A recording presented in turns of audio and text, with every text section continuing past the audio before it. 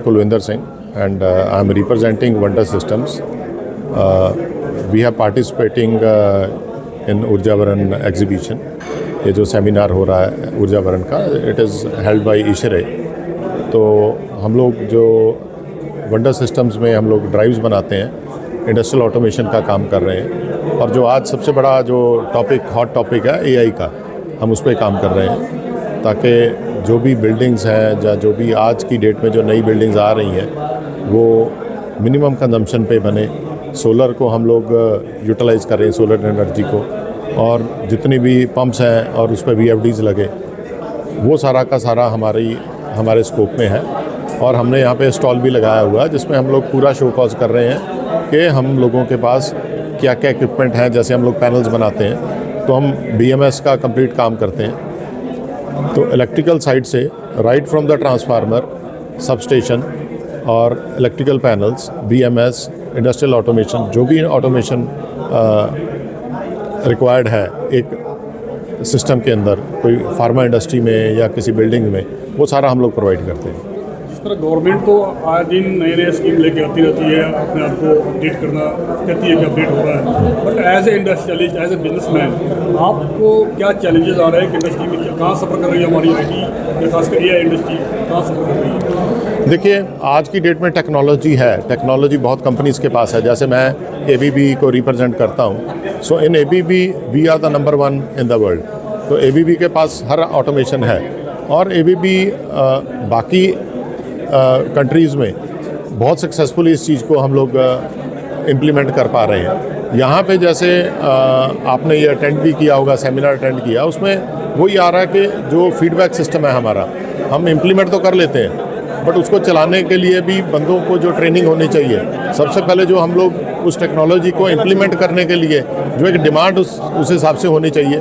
फिर हमारे नॉर्म्स होने चाहिए जो उस चीज़ को चेक कर सकें कि हम जो भी टेक्नोलॉजी को हम लेके आ रहे हैं वो टेक्नोलॉजी क्या, जैसे थर्ड पार्टी से हम उसको कमीशनिंग करवाएंगे। अगर कमीशनिंग करवाएंगे तो कमीशनिंग करने वाले बंदे का भी क्या पूरा का पूरा नॉलेज है उस चीज़ को चलाने के लिए। फिर जब एक बिल्डिंग इंस्टॉल हो गई है तो क्या हमारा फीडबैक सिस्टम ऐसा है कि जो उस चीज़ को चेक कर सके। तो ये चैलेंजेस हैं जो आने वाले 2 से 3 साल में ये चैलेंजेस ओवरकम हो जाएंगे, और मुझे लगता है कि 3-4 साल के बाद हर इंडस्ट्री कंप्लीट AI पे ही होगी।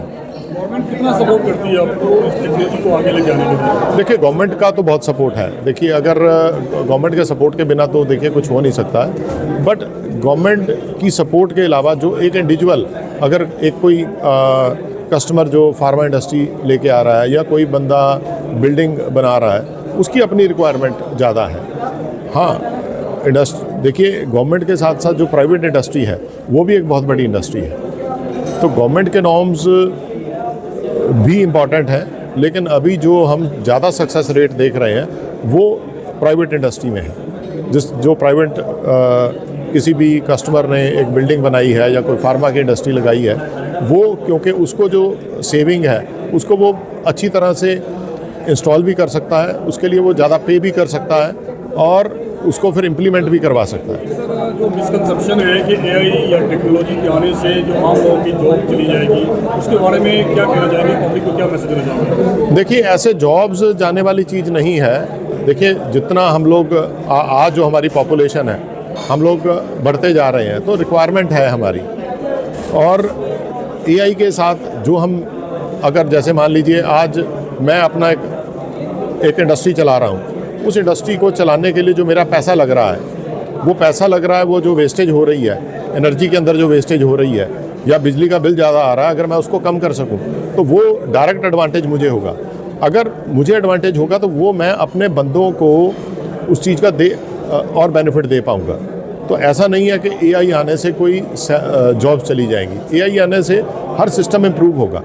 इवन मेरा तो मानना ये है कि हम लोग इवन ज़्यादा इस फील्ड में और अपॉर्चुनिटीज़ क्रिएट कर पाएंगे, एम्प्लॉयमेंट क्रिएट कर पाएंगे। Thank you.